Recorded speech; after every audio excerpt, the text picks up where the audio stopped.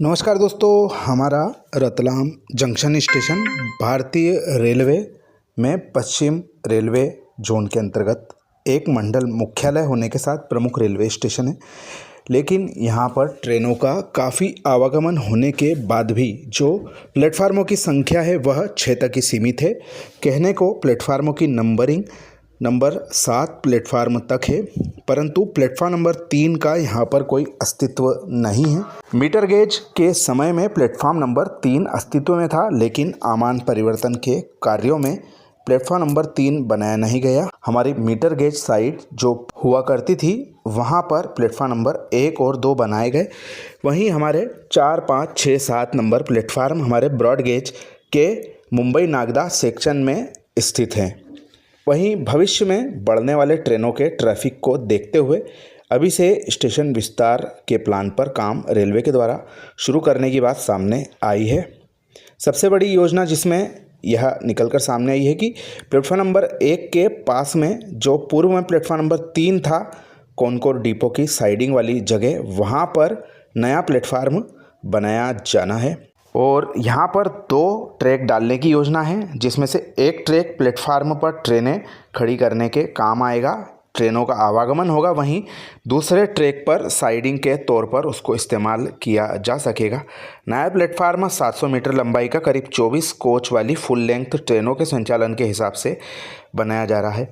वैसे रतलाम जंक्शन में हमारा जो डीजल लोको शेड है उसके पास में कोचिंग डिपो मेमू शेड का भी निर्माण कार्य प्रगति पर चल रहा है। काफ़ी लंबे समय से वह निर्माण हो रहा है, लेकिन कब तक वह बनेगा इस बारे में अधिकारी कुछ भी बात नहीं कर रहे हैं, ना ही उसकी कोई अपडेट सामने आ रही है। फिलहाल स्टेशन में सभी प्लेटफार्म लगभग 550 से 600 मीटर लंबाई के हैं। जो नया प्लेटफार्म है वह करीब 700 मीटर लंबाई का बनाए जाने की बात सामने आ रही है। इंजीनियरिंग विभाग द्वारा इसका प्लान तैयार कर मुख्यालय भेज दिया गया है और जल्द ही वहां से हरी झंडी मिलते ही निर्माण कार्य शुरू होगा। कहा जा रहा है कि लक्ष्मीबाई नगर से रतलाम दोहरीकरण प्रोजेक्ट के समय यह निर्माण कार्य किया जाएगा, इसलिए अभी कोई जल्दबाजी नहीं कर रहे हैं। अभी उक्त प्रोजेक्ट केंद्र से सैंक्शन नहीं हुआ है, इसलिए इंतज़ार किया जा रहा है। जब वह सैंक्शन हो जाएगा इसके पश्चात इस नए प्लेटफार्म का निर्माण तैयार होगा। डबलिंग के बाद यह प्लेटफार्म बनाया जाएगा। उस स्थिति में यह काफ़ी महत्वपूर्ण साबित होगा। वर्तमान में रतलाम नीमच दोहरीकरण चल रहा है और यह कार्य अंतिम दौर में है। मार्च महीने में यह पूरा निपटने की संभावना जताई जा रही है। इसके पश्चात में उम्मीद की जा रही है कि रतलाम से लक्ष्मीबाई नगर के दोहरीकरण को स्वीकृति मिल सकती है। सिंहस्थ के समय भी ट्रेनों का अच्छी तरह से संचालन हो सके, इस बाबत रतलाम जंक्शन पर जो कैपेसिटी है वह बढ़ाने की योजना है। वहीं प्लेटफॉर्म नंबर 7 जो है उससे नीमच की तरफ नया प्लेटफार्म बनाया जा रहा है। छोटे आकार की ट्रेनें वहां पर खड़ी की जा सकती है, जैसे कि मेमू या डेमू 8-10 कोच वाली ट्रेनें उस तरफ खड़ी की जा सकती है।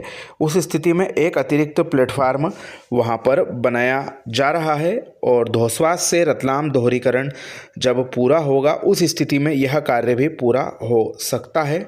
आने वाले समय में जब खंडवा के रास्ते अकोला का आमान परिवर्तन पूरा हो जाएगा, उस स्थिति में ब्रॉडगेज की कनेक्टिविटी बढ़ जाएगी और जयपुर रतलाम होकर खंडवा का जो रूट है वह वापस से मेन लाइन कनेक्शन में आ जाएगा। रतलाम जंक्शन मुख्य जंक्शन पॉइंट बनेगा। हालांकि यह काफ़ी दूर की कौड़ी है।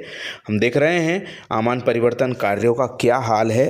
ऐसे में यह कहना एक बहुत ही जल्दबाजी है, क्योंकि करीब 15-20 साल से जो कनेक्टिविटी यह टूटी हुई है दक्षिण से, यह अभी तक सही ढंग से स्थापित नहीं हुई है।